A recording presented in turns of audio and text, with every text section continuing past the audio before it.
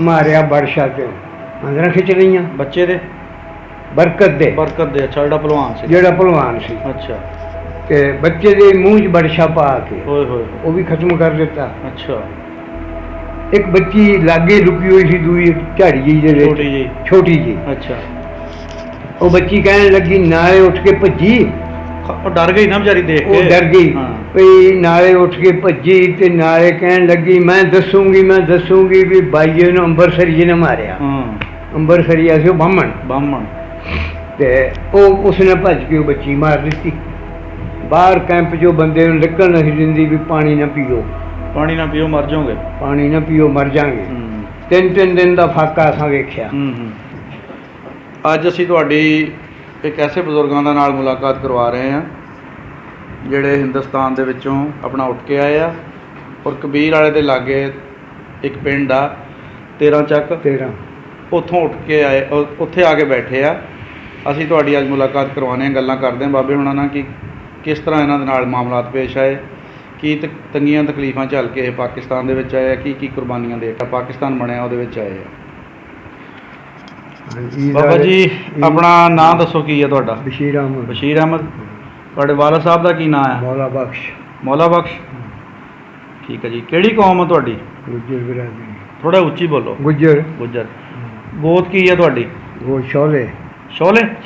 ਅੱਛਾ, ਠੀਕ ਆ। ਤੇ ਤੁਹਾਡਾ ਪਿੰਡ ਜਿਹੜਾ ਸੀ ਉਹਦਾ ਕੀ ਨਾਮ ਸੀ? ਪਿੰਡ ਖੇਪੜਵਾਲ ਜਨਣੀ। ਇਹ ਛੋਟੇ ਪੰਡੋਰੇ ਸੀ, ਵੱਡਾ ਪਿੰਡ ਪੋਲੀਆਂ ਸੀ। ਵੱਡਾ ਪਿੰਡ। ਜਾਨੀ ਤੁਸੀਂ ਜਿੱਥੇ ਰਹਿੰਦੇ ਸੀ ਉਹ ਪਿੰਡ ਦਾ ਕੀ ਨਾਮ ਆ? ਖੇਪੜਵਾਲ। ਹਾਂ। ਤੇ ਆਲੇ ਦੁਆਲੇ ਪਿੰਡ ਆਪਣਾ ਤਹਿਸੀਲ ਤੁਹਾਡੀ ਕਿਹੜੀ ਸੀਗੀ? ਤਹਿਸੀਲ ਉਨਾ। ਜ਼ਿਲ੍ਹਾ ਹੁਸ਼ਿਆਰਪੁਰ ਸੀਗਾ। ਆਲੇ ਦੁਆਲੇ ਜਿਹੜੇ ਪਿੰਡ ਸੀਗੇ ਉਹਨਾਂ ਦੇ ਕੋਈ ਨਾਂ ਯਾਦ ਆ ਤੁਹਾਨੂੰ? ਬੜੇ ਯਾਦ ਹੈ। ਕੋਈ ਜਨਣੀ, ਖੇਪੜਵਾਲ, ਖੱਪਲਾਂ, ਅੱਛਾ, ਹਰਜੀਆਣਾ, ਇਸੇ ਤਰ੍ਹਾਂ ਲਲਵਾਨ, ਮੈਲੀ, ਇਹ ਪਿੰਡ ਸਾਰੇ, ਜੌੜੀ, ਕਰਨਾਲਾ, ਇਹ ਨੇੜੇ ਪਿੰਡ ਸੀ ਨਾ। ਅੱਛਾ। ਉਹ ਯਾਦ ਹੈ। ਸ਼ਹਿਰ ਸਾਡਾ ਫਰੇ ਵਾਲੀ ਸੀ।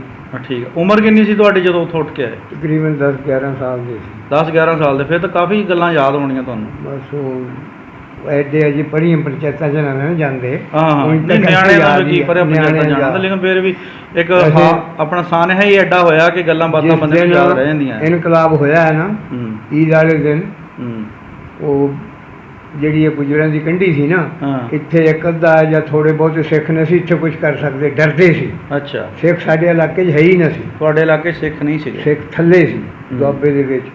ਉਹ ਫਿਰ ਜਦੋਂ ਰਲ ਕੇ 1 ਦੇ 2-12 ਉਹ ਇਕੱਠੇ ਹੋ ਕੇ ਪਏ। ਫਿਰ ਹਰ ਕੋਈ, ਕਿਸੇ ਨੇ ਇਹਦੀ ਨਹੀਂ ਖਾਧੀ, ਕਿਸੇ ਨੇ ਪਕਾਈ, ਕਿਹੜੀ ਨੇ, ਹਰ ਕੋਈ ਘਰ ਛੱਡ ਕੇ ਤੇ ਆਪਣਾ ਬਣਾ 'ਚ ਡੁੱਬ ਗਏ। ਠੀਕ ਆ। ਉੱਥੇ ਇੱਕ ਅੰਬਰਸਰੀਆ ਬਾਹਮਣ ਸੀ, ਉਹ ਵੀ ਭਲਵਾਨ ਸੀ। ਇੱਕ ਸਾਡਾ ਬਰਕਤ ਗੁੱਜਰ ਬਿਰਾਦਰੀ ਦਾ, ਉਹ ਵੀ ਬਰਕਤ ਸੀ। ਇੱਕ ਭਾਈ ਸਾਡਾ ਹਾਕਮ ਹੁੰਦਾ ਸੀ, ਇਹ ਭਲਵਾਨ ਸੀ, ਕੁਸ਼ਤੀ ਕਰਦੇ ਹੁੰਦੇ ਸੀ। ਉਹ ਅੰਬਰਸਰੀਏ ਨੇ ਜਾ ਕੇ ਨਾ ਬਰਕਤ ਨੂੰ ਕਿਹਾ, ਯਾਰ ਤੂੰ ਜਸਾ ਆ ਗਿਆ ਤੇ ਨਿਆਣੇ ਲੈ ਕੇ ਤੇ ਤੂੰ ਫਲਾਣੇ ਥਾਂ ਲੁਕ ਜਾਈ। ਉਹ ਦੱਸ ਦਿੱਤਾ ਨਾ ਟਿਕਾਣਾ ਦੱਸ ਦਿੱਤਾ ਵੀ ਉਹ ਫਲਾਨੀ ਚੋਈ ਤੂੰ ਬਹਿ ਜਾਈ ਤੇ ਜਦੋਂ ਟਲ ਗਿਆ ਆਪਣਾ ਨਿਕਲਿਆ ਵੀ। ਅੱਛਾ। ਸਾਡੇ ਨਾ ਬੜੀ ਹੋਸ਼ ਹੈ ਵੀ ਇਹਨਾਂ 10-12 ਪਿੰਡਾਂ ਦੇ ਵਿੱਚ ਉਸ ਅੰਬਰਸਰੀਆ ਫਿਰ ਉਹ ਆਇਆ। ਉਹ ਅਸੀਂ ਉਹ ਤਾਂ ਆਪਣਾ ਬੇਨਸਤੀਆਈ ਨਾਲ ਬੈਠਾ ਸੀ। ਇੱਕ ਬੱਚਾ ਸੀ ਉਹਦਾ 6 ਮਹੀਨਿਆਂ ਦਾ। ਠੀਕ ਆ। ਉਹ ਵੀ ਉਹਨੂੰ ਕੋਲ ਚੁੱਕ ਲਿਆ। ਅੱਛਾ। ਆਪਣੀ ਘਰ ਵਾਲੀ ਨੂੰ ਕਹਿੰਦਾ ਵੀ ਇਹ ਤੂੰ ਤੰਗ ਹੋਵੇਂਗੀ, ਇਹ ਮੈਨੂੰ ਦੇ ਦੇ। ਠੀਕ ਆ। ਦੇਸੀ ਘਿਓ ਦਾ ਇੱਕ ਪੀਪਾ ਘਿਓ ਦਾ ਭਰਿਆ। ਅੱਛਾ। 200 ਰੁਪਈਆ। ਤੇ ਉਹ ਬੱਚਾ ਉਹ ਲੈ ਕੇ ਜਿੱਥੇ ਟਿਕਾਣਾ ਦੱਸਿਆ ਨਾ, ਉਹ ਯਾਰ ਬਣਿਆ ਸੀ ਨਾ, ਇਕੱਠੇ ਜਿਹੇ ਰਹਿੰਦੇ ਸੀ। ਉਹ ਉੱਥੇ ਬੈਠ ਗਿਆ। ਜਦੋਂ ਉੱਥੇ ਬੈਠ ਗਿਆ ਤੇ ਉਹ ਆਇਆ ਹੁਣ ਆਪਣੇ ਇੰਤਜ਼ਾਮ ਨਾਲ। ਜਦੋਂ ਆਇਆ ਤੇ ਉਸਨੇ ਆ ਕੇ ਮਾਰਿਆ ਬਰਸ਼ਾ ਤੇ ਅੰਦਰਾਂ ਖਿੱਚ ਲਈਆਂ ਬੱਚੇ ਦੇ ਬਰਕਤ ਦੇ। ਅੱਛਾ। ਜਿਹੜਾ ਭਲਵਾਨ ਸੀ। ਅੱਛਾ। ਤੇ ਬੱਚੇ ਦੇ ਮੂੰਹ 'ਚ ਬਰਸ਼ਾ ਪਾ ਕੇ ਉਹ ਵੀ ਖਤਮ ਕਰ ਦਿੱਤਾ। ਅੱਛਾ। ਇੱਕ ਬੱਚੀ ਲਾਗੇ ਲੁਕੀ ਹੋਈ ਸੀ, ਦੂਈ ਝਾੜੀ ਜਿਹੀ ਦੇ ਵਿੱਚ ਛੋਟੀ ਜੀ। ਅੱਛਾ। ਉਹ ਬੱਚੀ ਕਹਿਣ ਲੱਗੀ, ਨਾਲੇ ਉੱਠ ਕੇ ਭੱਜੀ। ਉਹ ਡਰ ਗਈ ਨਾ ਵਿਚਾਰੀ ਦੇਖ ਕੇ। ਉਹ ਡਰ ਗਈ ਵੀ ਨਾਲੇ ਉੱਠ ਕੇ ਭੱਜੀ ਤੇ ਨਾਲੇ ਕਹਿਣ ਲੱਗੀ, ਮੈਂ ਦੱਸੂਗੀ ਵੀ ਬਾਈਏ ਨੂੰ ਅੰਬਰਸਰੀਏ ਨੇ ਮਾਰਿਆ। ਅੰਬਰਸਰੀਆ ਸੀ ਉਹ ਬਾਹਮਣ। ਤੇ ਉਹ ਉਸਨੇ ਭੱਜ ਕੇ ਉਹ ਬੱਚੀ ਮਾਰ ਦਿੱਤੀ। ਉਹਨੇ ਕਿ ਜਾ ਕੇ ਦੱਸੂ ਲੋਕਾਂ ਇਹ ਨੂੰ, ਜਾ ਕੇ ਦੱਸੂ ਤੇ ਫਿਰ ਸਾਡਾ ਖੋਲੂਗੀ ਕੋਈ ਮੇਰਾ। ਹਾਲ ਨਹੀਂ ਰਹਿਣਾ। ਹਾਂ ਤੇ ਕਤਲਾਂ ਮੌਤ ਤਾਂ ਹੋਈ ਸੀ ਇੰਨੀ ਕੀ, ਅੱਛਾ। ਬਾਕੀ ਆਪਣੀ ਆਈ ਨਾਲ ਜਿਹੜਾ ਕੋਈ ਮਰਿਆ ਫਿਰ ਰਾਤ ਨੂੰ ਲੁਕੇ ਰਹੇ ਬਣਾ ਇਕੱਠੇ ਹੋ ਕੇ, ਫਿਰ ਰਾਤ ਨੂੰ ਸਾਧੂ ਦੇ ਕੈਂਪ 'ਚ ਆ ਗਏ। ਕੈਂਪ 'ਚ ਆ ਗਏ। ਅੱਛਾ ਕੈਂਪ 'ਚ ਆ ਗਏ। ਅੱਛਾ, ਕੈਂਪ ਦੇ ਵਿੱਚ ਕਿੰਨੀ ਕੁ ਦੇਰ ਰਹੇ? ਕੈਂਪ 'ਚ ਤਕਰੀਬਨ ਮਹੀਨਾ ਡੇਢ ਦੋ ਰਹੇ। ਕੈਂਪ ਇਕੱਠਾ ਕੁੱਠਾ ਹੋਇਆ, ਫਿਰ ਕੈਂਪ ਚੱਲਿਆ ਉੱਥੋਂ, ਠੀਕ ਹੈ। ਤੇ ਉੱਥੋਂ ਕੈਂਪ ਚੱਲਿਆ, ਫਿਰ ਕਮਾਲਪੁਰ ਆਇਆ। ਕਮਾਲਪੁਰ ਫਿਰ ਮਹੀਨਾ ਦੋ ਰਹੇ। ਹਾਂ ਉੱਥੇ ਬੜੀ ਬਾਰਿਸ਼ ਹੋਈ, ਅੱਛਾ। ਬਹੁਤ ਬਾਰਿਸ਼ ਹੋਈ ਬੇਤਾਸੀ। ਤੇ ਉਹ ਬਾਰਿਸ਼ ਨਾ ਹੁੰਦੀ ਤਾਂ ਜਿੰਨੀ ਕਤਲੋਗਾਰਤ ਹੋਈ ਸੀ, ਬੋਗ ਦੇ ਨਾਲ ਬੰਦੇ ਹੋਰ ਮਰਨੇ ਸ਼ੁਰੂ ਹੋ ਜਾਣਗੇ। ਮਰਨੇ ਸ਼ੁਰੂ ਹੋਏ। ਇਹ ਵੀ ਅੱਲਾ ਦੀ ਰਹਿਮਤ ਹੋਈ ਸੀ। ਇਤਨੀ ਕੁ ਬਾਰਿਸ਼ ਹੋਈ, ਹਾਂ ਉੱਥੋਂ ਫਿਰ ਉੱਠ ਕੇ ਫਿਰ ਕੈਂਪ ਤੋੜ ਲਿਆ। ਹਾਂ ਪਹਿਲੇ ਦੀ ਆਇਆ ਸੀ ਸਾਡਾ ਕੈਂਪ, ਠੀਕ ਆ। ਕਾਫੀ ਲੋਕ ਸੀ ਉਦੋਂ, ਇਹ ਤਾਂ ਨਹੀਂ ਵੀ 10-20 ਤਾਂ ਹੈ ਹੀ ਨਹੀਂ ਸੀ। ਜਦੋਂ ਉੱਥੋਂ ਚੱਲਿਆ ਤੇ ਫਿਰ ਉਹ ਕਮਾਲਪੁਰੋਂ ਉੱਠ ਕੇ ਬਿਆਸ਼ਾ ਦਰਿਆ 'ਤੇ ਆਇਆ। ਅੱਛਾ, ਦਰਿਆ 'ਤੇ ਆਇਆ ਤੇ ਉੱਥੇ ਰਿਹਾ ਸਿਰਫ ਇੱਕ ਦੋ ਰਾਤਾਂ। ਉੱਥੇ ਵੇਖਿਆ ਵੀ ਬੰਦੇ ਦੀਆਂ ਲਾਸ਼ਾਂ ਪਈਆਂ, ਸਿਰ ਦੀ ਖੋਪਰੀ ਹੈ, ਮਾਸ ਮੂਸ ਕਾਵਾਂ ਨੇ ਖਾ ਲਿਆ, ਇੱਲਾਂ ਕਾਵਾਂ ਨੇ ਖਾ ਲਿਆ। ਇੱਲਾ ਕਾਵਾਂ ਨੇ ਖਾ ਲਿਆ। ਤੇ ਉੱਥੇ ਬਲਕਣ ਅੱਖੀ ਵੇਖਿਆ ਵੀ ਫੌਜੀ ਇੱਕ ਲਿਆਏ ਸੀ ਸੰਸਾਰ ਜਾਨਵਰ ਮਾਰ ਕੇ ਦਰਿਆ 'ਚੋਂ। ਉਹ ਮੁੜ ਕੇ ਉਹ ਫਿਰ ਉਹਨਾਂ ਨੇ ਉਹਦੀ ਚਮੜੀ ਲਾਈ ਹੈ, ਬੜਾ ਮੈਨੂੰ ਯਾਦ ਹੈ। ਚਮੜੀ ਲਾਈ ਹੈ ਤੇ ਲਾ ਕੇ ਗੋਸ਼ਤ ਸਾਰਾ ਝਾੜ ਦਿੱਤਾ, ਹੱਡੀਆਂ ਉਹਦੀਆਂ ਲੈ ਗਏ। ਅੱਛਾ, ਹੱਡੀਆਂ ਲੈ ਗਏ ਸੀ। ਉਹ ਬਿਆਸ਼ਾ ਤੋਂ ਫਿਰ ਸਾਡਾ ਕੈਂਪ ਚੱਲਿਆ ਆਇਆ ਜੀ ਕਰਤਾਰਪੁਰ। ਅੱਛਾ, ਉਹੀ ਲੋਕ ਜਿਹੜੇ ਤੁਹਾਡੇ ਵਿੱਚ ਵਸਦੇ ਸੀ, ਵਿੱਚ ਰਹਿੰਦੇ ਸੀ, ਦੇਖ ਲਓ ਕਿਸ ਤਰ੍ਹਾਂ ਜ਼ਾਲਮ ਬਣ ਗਏ। ਬਿਲਕੁਲ ਬਿਲਕੁਲ ਜ਼ਾਲਮ ਜੀ। ਜਿਹੜੀ ਦਰਅਸਲ ਉਹ ਜਿਹੜੀ ਸਾਡੀ ਕੰਢੀ ਗੁਜਰਾਂਦੀ ਸੀ ਨਾ, ਉੱਥੇ ਤੋਂ ਇਕੱਠੇ ਹੋ ਕੇ ਇੱਕ ਵਾਰ ਹਲਾ ਕੀਤੀ। ਹਰ ਕੋਈ ਲੁੱਟ ਖੋਹ ਕਰਕੇ ਤੇ ਜਿਹੜੇ ਹਮਲਾਵਰ ਸੀਗੇ, ਲੁੱਟ ਖੋਹਣ ਵਾਲੇ, ਇਹ ਤੁਹਾਡੇ ਜਾਣੂ ਸੀ ਜਾਂ ਬੰਦੇ ਹੋਰ ਕੋਈ ਨਵੇਂ ਹੀ ਸੀਗੇ? ਬਾਜੀ ਵਿੱਚ ਆਲੇ ਦੁਆਲੇ ਦੇ ਪਿੰਡਾਂ ਦੇ ਸੀਗੇ? ਆਲੇ ਦੁਆਲੇ ਪਿੰਡਾਂ ਦੇ ਜਾਣੂ ਥੋੜੇ ਸੀ, ਆਲੇ ਦੁਆਲੇ ਪਿੰਡਾਂ ਦੇ ਜ਼ਿਆਦੇ ਸੀ। ਕਿਉਂਕਿ ਅਸੀਂ ਜਿਹੜੀ ਚੀਜ਼ ਮਤਲਬ ਨੋਟ ਕੀਤੀ ਹੈ ਨਾ, ਉਹ ਹਰ ਇੰਟਰਵਿਊ ਦੇ ਵਿੱਚ ਆਪਣਾ ਇਹੀ ਚੀਜ਼ ਆਈ ਆ ਕਿ ਜਿਸ ਬੰਦੇ ਨੇ ਵੀ ਦੱਸਿਆ, ਉਹਨੇ ਇਹ ਕਿਹਾ ਕਿ ਜਿਹੜੇ ਬੰਦੇ ਲੁੱਟ ਖੋਹ ਕਰਨ ਵਾਲੇ ਸੀ ਜਾਂ ਮਾਰਨ ਵਾਲੇ ਸੀਗੇ, ਉਹ ਬਾਹਰ ਦੇ ਆਲੇ ਦੁਆਲੇ ਦੇ ਪਿੰਡਾਂ ਤੋਂ, ਆਲੇ ਦੁਆਲੇ ਦੇ ਮਤਲਬ ਏਰੀਆ 'ਚੋਂ ਆਏ ਸੀਗੇ। ਜਿਹੜੇ ਮਕਾਮੀ ਲੋਕ ਸੀ ਨਾ, ਜਿਨ੍ਹਾਂ ਨਾਲ ਤੁਹਾਡਾ ਵਸੇਬ ਸੀਗਾ, ਉਹਨਾਂ ਨੇ ਤੁਹਾਡੀ ਮਦਦ ਹੀ ਕੀਤੀ ਆ, ਜਿੰਨੇ ਜੋਗੇ ਵੀ ਹੈਗੇ ਸੀਗੇ। ਛੱਡ ਕੇ ਵੀ ਗਏ ਅੱਗੇ ਪਿੱਛੇ, ਖਾਣ ਪੀਣ ਦਾ ਵੀ ਕੀਤਾ। ਇਹ ਤੀਸਰਾ ਹੀ ਤਬਕਾ ਸੀ ਜਿਨ੍ਹਾਂ ਨੇ ਆ ਕੇ ਇਹ ਲੁੱਟਮਾਰ ਕੀਤੀ। ਅੱਛਾ, ਫਿਰ ਤੁਸੀਂ ਦੱਸੋ ਕਿ ਦਰਅਸਲ ਜਿਤਨਾ ਸਾਨੂੰ ਯਾਦ ਹੈ ਨਾ ਵੀ ਜਿਹੜੇ ਸਾਡੀ ਇਹ ਜਿਹੜੇ ਅੱਗੇ ਪਿੰਡ ਦੱਸੇ ਨਾ, ਉਹ ਇੱਕੜ ਦੁੱਕੜ ਜੇ ਕੋਈ ਬਾਹਮਣਾਂ ਦੇ ਘਰ ਸੀ, ਉਹ ਵੀ ਦੂਰ ਗੁਜਰਾਂ ਤੋਂ। ਅੱਛਾ, ਤੇ ਜਿਹੜੇ ਹਿੰਦੂ ਗੁੱਜਰ ਵੀ ਹੈਗੇ ਸੀ, ਹਿੰਦੂ ਗੁੱਜਰ ਵੀ ਹੈਗੇ ਸੀ, ਉਹ ਉਹਨਾਂ ਦਾ ਪੰਡੋਰਾ ਵੱਖਰਾ ਸੀ। ਅੱਛਾ, ਇਹ ਕੌਮਾਂ ਜਿਹੜੀਆਂ ਛੋਟੇ ਛੋਟੇ ਬੰਦੇ ਸੀ ਨਾ, ਇਹ ਸਾਰੇ ਗੁਜਰਾਂ ਤੋਂ ਬੜੇ ਡਰਦੇ ਸੀ। ਅੱਛਾ, ਜਿਹੜੇ ਨਹੀਂ ਸੀ ਆਉਂਦੇ ਇਹਨਾਂ ਦੇ, ਕੋਈ ਗੱਲਬਾਤ ਹੋਣੀ ਹੁਣ ਤਾਂ ਭਾਈ ਭਲੱਪਾ ਸੀ, ਭਾਈਚਾਰਾ ਤਾਂ ਹੈ, ਇੱਕ ਦੂਸਰੇ ਕੋਲ ਮੌਤ ਫੌਤ ਤੇ ਅਫਸੋਸ ਤੇ ਆਉਂਦੇ ਜਾਂਦੇ ਹੁੰਦੇ ਸੀ। ਤੇ ਇੱਕ ਮਲਾਵਾ ਖੱਤਰੀ ਹੁੰਦਾ ਸੀ ਸਾਡੇ ਸ਼ਹਿਰ ਦੇ ਵਿੱਚ। ਅੱਛਾ, ਉਹ ਸਾਡੇ ਚਾਚੇ ਦਾ ਬੜਾ ਦੋਸਤ ਸੀ। ਉਹ ਕਹਿੰਦਾ ਤੁਸੀਂ ਪਰੇਸ਼ਾਨ ਨਾ ਹੋਵੋ, ਇੱਥੇ ਲੈ ਆਓ, ਆਪਣੇ ਜੀਆਂ ਨੂੰ ਇੱਥੇ ਲੈ ਆਓ। ਠੀਕ ਆ, ਇੱਥੇ ਲੈ ਆਓ ਤੇ ਇਨਸ਼ਾਅੱਲਾ ਅਸੀਂ ਤੁਹਾਡੀ ਉਹ ਖਿਆਲ ਕਰਾਂਗੇ ਤੇ ਫਿਰ ਬਾਅਦ ਚ ਵੇਖੀ ਜਾਊਗੀ। ਨਹੀਂ ਅਸਾਂ ਆਖਿਆ ਵੀ ਅਸਾਂ ਤਾਂ ਜਿਹੜਾ ਖੱਤਰੀ ਮਲਾਵਾ ਤੁਸੀਂ ਨਾਂ ਲਿਆ, ਇਹ ਆਪਣਾ ਤੁਹਾਡੇ ਪਿੰਡ 'ਚ ਰਹਿੰਦਾ ਸੀ ਜਾਂ ਸ਼ਹਿਰ ਵਿੱਚ ਰਹਿੰਦਾ ਸੀਗਾ? ਸ਼ਹਿਰ ਸਾਨੂੰ ਨਜ਼ਦੀਕ ਸੀ। ਨਜ਼ਦੀਕ ਸੀਗਾ ਸ਼ਹਿਰ ਤੁਹਾਡਾ। ਤੁਹਾਡੇ ਪਿੰਡ ਵਿੱਚ ਜਿਹੜੀਆਂ ਹੋਰ ਕੌਮਾਂ ਬੈਠੀਆਂ ਸੀ, ਜਿੱਦਾਂ ਤੁਸੀਂ ਕਹਿੰਦੇ ਆ ਵੀ ਹਿੰਦੂ ਬੈਠੇ ਸੀਗੇ, ਖੱਤਰੀ ਜਾਂ ਗੁੱਜਰ ਹਿੰਦੂ ਸੀਗੇ, ਸਿੱਖ ਵੀ ਸੀਗੇ? ਨਾ, ਸਿੱਖ ਹੈ ਨਾ, ਸਿੱਖ ਨਹੀਂ ਸੀਗੇ। ਚਲੋ, ਹੋਰ ਕੌਮਾਂ ਮਤਲਬ ਹੋਰ ਕੌਮਾਂ ਬਾਹਮਣ ਸ਼ਾਮਣ। ਇਹਨਾਂ ਨਾਲ ਤੁਹਾਡਾ ਰਹਿਣ ਸਹਿਣ ਕਿੱਦਾਂ ਸੀ? ਇਹਨਾਂ ਨਾਲ ਠੀਕ ਹੀ ਸੀ, ਐਵੇਂ ਰਲ ਵਸੇਬ ਜਿਵੇਂ ਬਾਹਮਣ ਸ਼ਰੀਕੇ। ਜਿਹੜੇ ਹਿੰਦੂ ਗੁੱਜਰ ਸੀਗੇ, ਤੁਸੀਂ ਮੁਸਲਮਾਨ ਗੁੱਜਰ ਸੀਗੇ, ਇਹ ਇੱਕ ਦੂਜੇ ਦਾ ਕਿੰਨਾ ਕੁ ਪੱਖ ਕਰਦੇ ਹੁੰਦੇ ਸੀਗੇ? ਬਸ ਇੱਕ ਦੂਸਰੇ ਦਾ ਪੱਖ ਇੰਨਾ ਕੀ ਕਰਦੇ ਸੀ, ਇੱਕ ਦੂਸਰੇ ਦੇ ਜੀਣ ਮਰ ਤੇ ਬਿਮਾਰ ਠਮਾਰ ਤੇ ਖਬਰ ਸਾਰਾ ਲੈਂਦੇ। ਮੇਰਾ ਗੱਲ ਕਰਨ ਦਾ ਮਕਸਦ ਆ ਵੀ ਮਜ਼ਹਬ ਵੱਖਰਾ ਵੱਖਰਾ ਸੀ, ਕੌਮ ਤੁਹਾਡੀ ਇੱਕ ਹੀ ਸੀਗੀ। ਠੀਕ ਆ, ਇਹ ਮਜ਼ਹਬ ਨੂੰ ਮੋਰੇ ਰੱਖਦੇ ਹੁੰਦੇ ਸੀ ਜਾਂ ਕੌਮ ਨੂੰ ਬਹੁਤੀ ਤਰਜੀਹ ਦਿੰਦੇ ਸੀ ਵੀ ਨਹੀਂ ਯਾਰ ਸਾਡੇ ਗੁੱਜਰ ਭਾਈ ਆ? ਕੌਮ ਨੂੰ ਦਿੰਦੇ ਸੀ, ਕੌਮ ਨੂੰ ਬਹੁਤੀ ਤਰਜੀਹ ਦਿੰਦੇ ਸੀ ਵੀ ਸਾਡੇ ਗੁੱਜਰ ਭਾਈ ਆ। ਠੀਕ ਹੋ ਗਿਆ। ਤੇ ਨੰਬਰਦਾਰ ਸਾਡਾ ਹੁੰਦਾ ਸੀ ਪੋਲੀਆਂ ਦਾ ਪਰਸਾ, ਉਹਦਾ ਨਾਮ ਪਰਸਾ ਸੀ। ਤੇ ਉਹ ਹਿੰਦੂ ਰਜਪੂਤ ਸੀ। ਹਿੰਦੂ ਰਜਪੂਤ ਸੀਗਾ? ਹਿੰਦੂ ਰਜਪੂਤ ਸੀ ਨੰਬਰਦਾਰ ਪਰਸਾ। ਕਿਹੋ ਜਿਹਾ ਬੰਦਾ ਸੀ?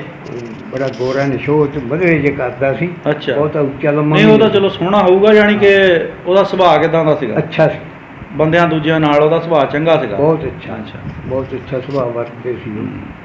ਤੁਹਾਡੇ ਰਾਣਿਆਂ ਨਾਲ ਰਾਜਪੂਤਾਂ ਨਾਲ ਹੈਗੇ ਸੀਗੇ ਲੈਣ ਦੇਣ? ਨਹੀਂ, ਅੱਛਾ। ਸਾਡੇ ਇਲਾਕੇ 'ਚ ਕੋਈ ਨੇੜੇ ਹੈ ਹੀ ਨਹੀਂ ਸੀ ਰਾਜਪੂਤ ਜਾਂ ਲੈਣ। ਰਾਜਪੂਤ ਹਿੰਦੂਆਂ ਵਿੱਚ ਵੀ ਹੈਗੇ ਆ? ਇਹ ਜਿਹੜਾ ਪਰਸਾ ਨੰਬਰਦਾਰ ਸੀ ਹਿੰਦੂ ਸੀ। ਇਹ ਹਿੰਦੂ ਸੀਗਾ, ਠੀਕ ਆ। ਉਹਨਾਂ ਉਹ ਰਾਜਪੂਤ ਸੀ। ਅੱਛਾ, ਤੁਹਾਡੇ ਪਿੰਡ ਵਿੱਚ ਉੱਥੇ ਕਿਹੜੀ ਕਿਹੜੀ ਹੋਰ ਕੌਮ ਬੈਠੀ ਸੀਗੀ?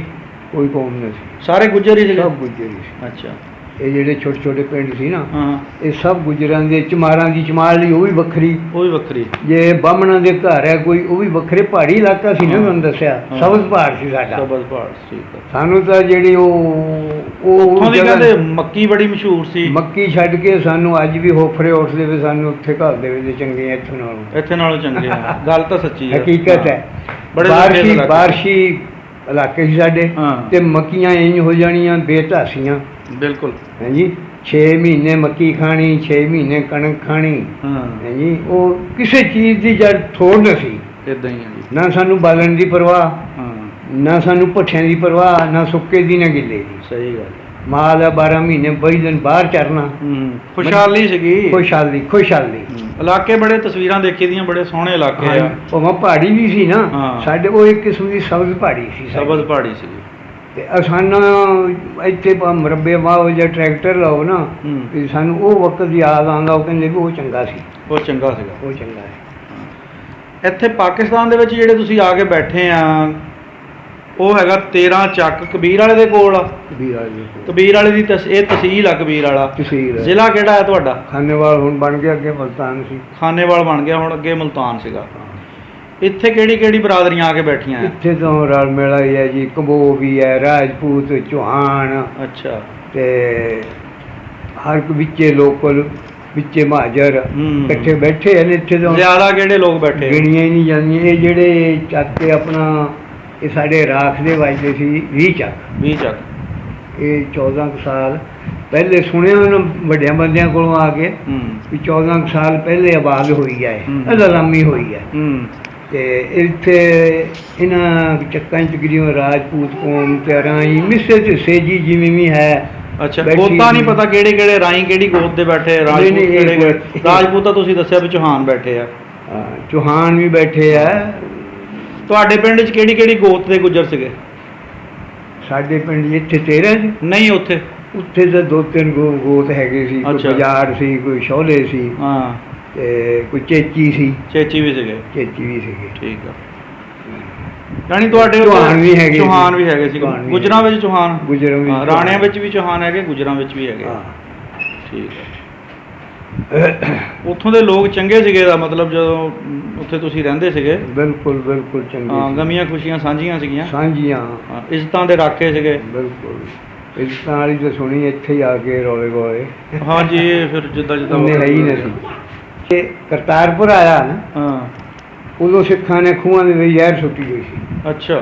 ਮਿਲਟਰੀ ਪਹਿਰੇ ਤੇ ਬਾਹਰ ਕੈਂਪ 'ਚੋਂ ਬੰਦੇ ਨੂੰ ਨਿਕਲ ਨਹੀਂ ਦਿੰਦੀ ਵੀ ਪਾਣੀ ਨਾ ਪੀਓ, ਪਾਣੀ ਨਾ ਪੀਓ ਮਰ ਜਾਓਗੇ, ਪਾਣੀ ਨਾ ਪੀਓ ਮਰ ਜਾਵਾਂਗੇ।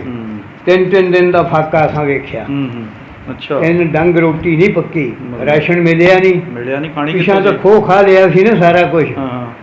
ਤੇ ਫਿਰ ਉਹ ਮੈਨੂੰ ਬੜਾ ਯਾਦ ਹੈ, 2-3 ਜਵਾਨ ਜਾਂਦੇ ਆ ਤੇ ਮੈਂ ਹਲਕਾ ਜਿਹਾ ਸੀ ਉਹਨਾਂ ਦੇ ਨਾਲ ਭੱਜ ਗਿਆ। ਅੱਛਾ। ਉਹ ਕੋਠੇ ਤੇ ਖੜਾ, ਉਹ ਹੋਲਟ ਤਾਂ ਕਰੀਂਗੇ, ਭੱਜ ਗਿਆ ਜੀ ਮੈਂ। ਇੱਕ ਕਰਾਨ ਨੇ ਛਲੀਆਂ ਤੋੜੀਆਂ, ਟਾਂਡੇ ਖੜੇ ਆ ਮੱਕੀ ਦੇ, ਉਹਦੇ ਵਿੱਚ ਆਟੇ ਦੀ ਬੋਰੀ ਲੈ ਕੇ ਰੱਖੀ ਹੋਈ ਹੈ। ਅੱਛਾ।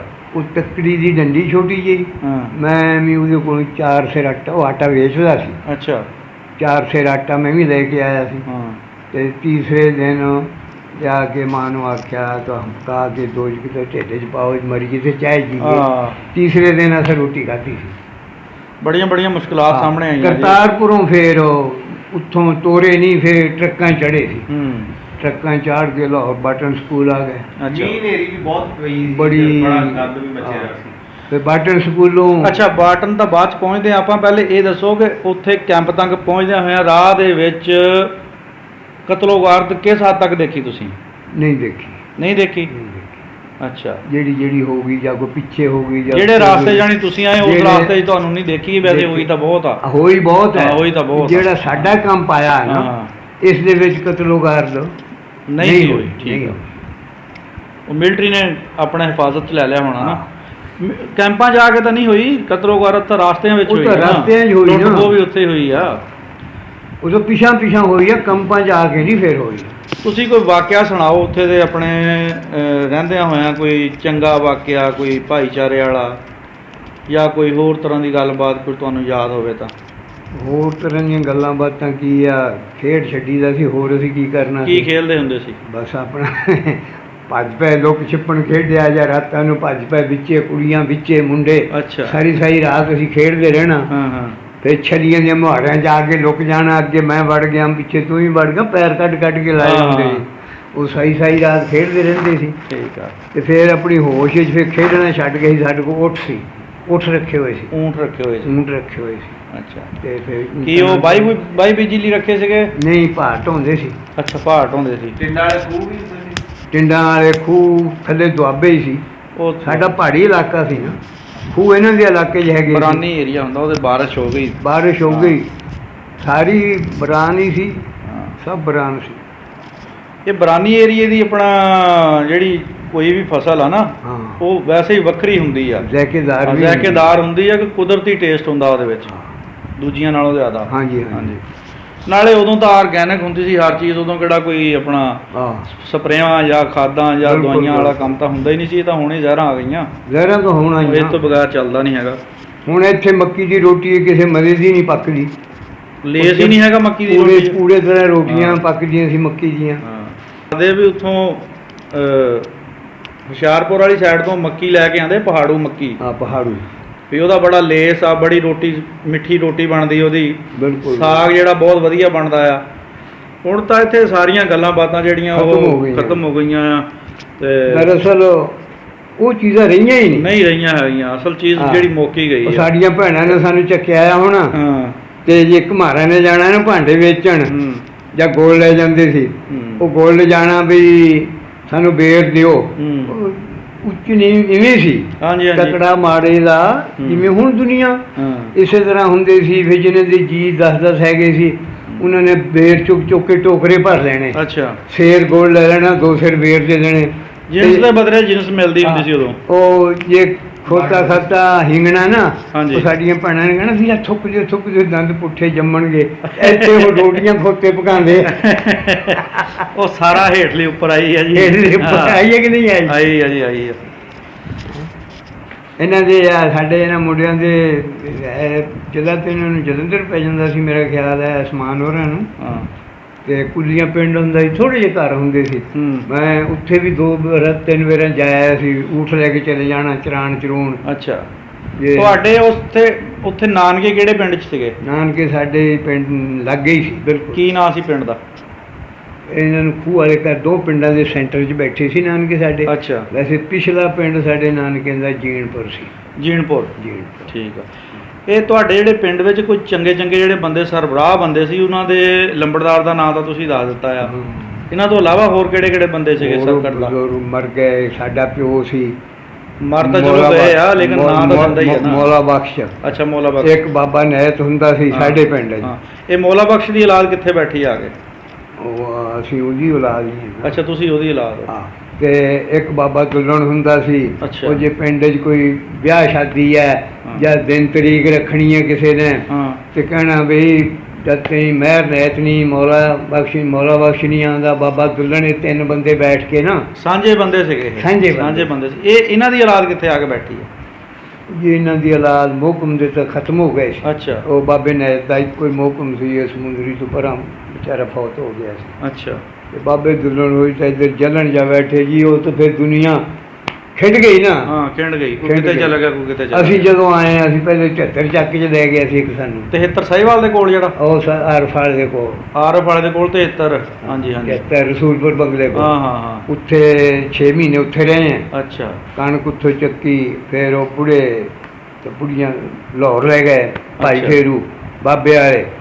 ਉੱਥੋਂ ਹਟ ਕੇ ਫਿਰ ਸਾਡਾ ਪਿਓ ਇੱਥੇ ਨਾਨਕੇ ਸਾਡੇ ਇੱਥੇ ਆ ਗਏ ਸੀ 11 ਚੱਕ 'ਚ। ਅੱਛਾ। 11 ਕੜਕਣੀ ਨਾ 11 ਸਾਡੇ ਲਾਗੇ ਹੀ ਆ, 12 13 11 ਕਬੀਰ ਵਾਲੇ। ਕਬੀਰ ਵਾਲੇ ਅੱਛਾ। ਤਹਿਸੀਲ ਕਬੀਰ। ਇੱਥੇ ਆ ਗਏ ਤੇ ਸਾਡਾ ਪਿਓ ਸਾਨੂੰ ਵੀ ਜਾ ਕੇ ਇੱਥੇ ਲੈ ਆਇਆ। ਇੱਥੇ ਫਿਰ ਜਿੱਥੇ ਦਾਣਾ ਪਾਣੀ ਹੋਇਆ, ਬਸ ਖਿੰਡ ਜਿੱਥੇ ਗਏ। ਜਿੱਥੇ ਦਾ ਸੀਗਾ ਚੁੱਕ ਲਿਆ। ਹੁਣ ਬੱਚਾ ਮੇਰਾ ਉਪਰਾਂ ਚੱਕ 96 ਹੈ 196। ਅੱਛਾ। ਉਹ ਤਹਿਸੀਲ ਜਾਨੀਆਂ 'ਚ ਹੈ। ਅੱਛਾ। ਉਹ ਹੁਣ ਉੱਥੇ ਰਹਿੰਦਾ ਇਹਨਾਂ ਦਾ ਮਾਮੂ। ਤੇ ਫਿਰ ਰਕਬਾ ਲਿਆ ਸੀ ਫੌਜੀਆਂ ਤੋਂ। ਕਿੰਨੇ ਟਾਈਮ ਦੇ ਵਿੱਚ ਉੱਥੋਂ ਤੁਸੀਂ ਜਦੋਂ ਘਰੋਂ ਨਿਕਲ ਗਏ, ਕਿੰਨੇ ਮਤਲਬ ਦਿਨ ਲੱਗੇ ਤੁਹਾਨੂੰ ਪਾਕਿਸਤਾਨ ਪਹੁੰਚਦਿਆਂ ਹੋਇਆ? ਤਕਰੀਬਨ 2-2.5 ਮਹੀਨੇ ਲੱਗੇ ਸੀ। 2-2.5 ਮਹੀਨਿਆਂ ਵਿੱਚ ਪਹੁੰਚੇ ਆ, ਹੌਲੀ ਹੌਲੀ ਥੋੜਾ ਥੋੜਾ ਕਰਕੇ।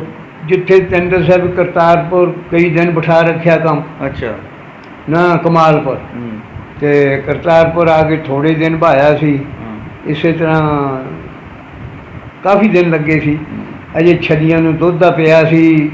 ਅੱਛਾ। ਤੇ ਜਦੋਂ ਹਲ ਜਲਾ ਪਿਆ ਈਦ ਦਾ, ਈਦ ਵਾਲੇ ਦਿਨ ਦਾ ਰਸਲ ਪਿਆ, ਈਦ ਵਾਲੇ ਦਿਨ ਪਿਆ, ਮਿੱਠੀ ਈਦ ਵਾਲੇ ਦਿਨ ਰੌਲਾ ਪਿਆ ਸੀ। ਤੇ ਹਰ ਕੋਈ ਵੇਖਣ ਖੁਣ ਗਿਆ, ਭਾਈ ਬਣਾ ਬੁਣਾ ਚੜ੍ਹ ਗਏ। ਤੇ ਇੱਥੇ ਇੱਕ ਵੈਸੇ ਕਣਕ ਇੱਥੇ ਆ ਕੇ ਵੀ ਗੱਡੀ ਸੀ। 2-2.5 ਮਹੀਨੇ 3 ਲੱਗ ਗਏ। ਅੱਛਾ। ਫਿਰ ਇੰਨੇ ਦੇਰ 'ਚ ਜੋ ਕੋਈ ਦਾਣਾ ਪਾਣੀ ਆਪਣਾ ਘਰੋਂ ਚੱਕਿਆ ਉਹ ਤਾਂ ਮੁੱਕ ਗਿਆ। ਫਿਰ ਇਦਾਂ ਹੀ ਆ, ਕਿਸੇ ਦੇ ਰਹਿਮੋ ਕਰਮ ਤੇ ਸੀ, ਬਸ ਜੇ ਕੋਈ ਰੋਟੀ ਦੇ ਗਿਆ ਤਾਂ ਖਾ ਲਿਆ। ਹਾਂ ਤੇ ਹੋਰ ਤੇ ਬਾਕੀ ਪਾਣੀ ਕਹਿੰਦੇ ਛਪੜੀਆਂ ਚੋਂ ਪੀਂਦੇ ਆਏ ਆ, ਪਿਆਜ਼ੀਆਂ ਖਾਧੀਆਂ। ਪਿਆਜ਼ੀਆਂ ਬਿਲਕੁਲ ਪਿਆਜ਼ੀਆਂ ਖਾਧੀਆਂ। ਇੱਥੇ ਚੱਕ 'ਚ ਆ ਕੇ ਨਾ ਪੀਸ ਕੇ ਪਿਆਜ਼ੀਆਂ ਖਾਧੀਆਂ। ਜਿਹਦੇ ਕੋਲ ਹੈਗੀ ਸੀ ਉਹ ਵੀ ਪੈਸੇ ਭਾਵੇਂ ਕੋਲ ਵੀ ਹੈ ਨਾ, ਕਣਕ ਨਹੀਂ ਸੀ ਲੱਗਦੀ। ਜਦੋਂ ਤੁਸੀਂ ਆਪਣਾ ਆ ਕੇ ਉੱਥੇ ਪਿੰਡ ਦੇ ਵਿੱਚ ਬੈਠੇ 13 ਚੱਕ ਦੇ ਵਿੱਚ, ਉਹ ਜਿਹੜੀਆਂ ਲੋਕਲ ਕੌਮਾਂ ਸੀ ਉਹਨਾਂ ਨੇ ਤੁਹਾਡੇ ਨਾਲ ਕਿੱਦਾਂ ਦਾ ਸੁਭਾਅ ਕੀਤਾ? ਨਹੀਂ ਉਹਨਾਂ ਨੇ ਕੋਈ ਸੁਭਾਅ ਸਬੂਹ ਨਹੀਂ ਕੀਤੇ। ਜਿਹੜੀ ਨਫ਼ਰਤ ਹੀ ਕੀਤੀ ਆ। ਨਫ਼ਰਤ ਹੀ ਪਨਾਹੀ ਸਾਦੇ ਸੀਗੇ। ਉਹ ਸਾਰਾ ਦਿਨ ਕੰਮ ਕਰਾਂਦੇ ਰਹਿਣਾ। ਅੱਛਾ। ਤੇ ਸ਼ਾਮ ਨੂੰ ਕੋਈ 1-2 ਘਰ ਹੈਗੇ ਸੀਗੇ ਜਿਨ੍ਹਾਂ ਨੇ ਕਹਿਣਾ ਵੀ ਸ਼ੋਦਿਆਂ ਨੂੰ ਰੋਟੀ ਤਾਂ ਦਿਓ, ਟੁੱਕਰ ਦਿਓ। ਤੇ ਕਈ ਐਸੇ ਆ ਉਹਨਾਂ ਨੇ ਸਾਰਾ ਦਿਨ ਕੰਮ ਕਰਾਂਦੇ ਰਹਿਣਾ, ਕੰਮ ਕਰਾ ਕੇ ਸ਼ਾਮ ਨੂੰ ਉਹੀ ਭਜਾ ਦੇਣੀ। ਬੜੀ ਮੁਸੀਬਤਾਂ ਵੇਖੀਆਂ ਲੋਕਾਂ। ਤੇ ਆਸਤੇ ਅੱਲਾ ਦੀ ਮਿਹਰਬਾਨੀ ਨਾਲ ਚਲੋ ਜਿਵੇਂ ਕੋਈ 5-5, 6-6 ਰੁਪਏ ਮਹੀਨਾ ਦੇਣਾ ਸਾਨੂੰ, ਸਾਰਾ ਦਿਨ ਘਾਹ ਵਡਾਣਾ, ਗੋਹੇ ਚਕਾਣੇ। ਅੱਛਾ। ਬਹੁਤ ਤੰਗੀਆਂ ਤਕਲੀਫਾਂ ਦੇਖੀਆਂ।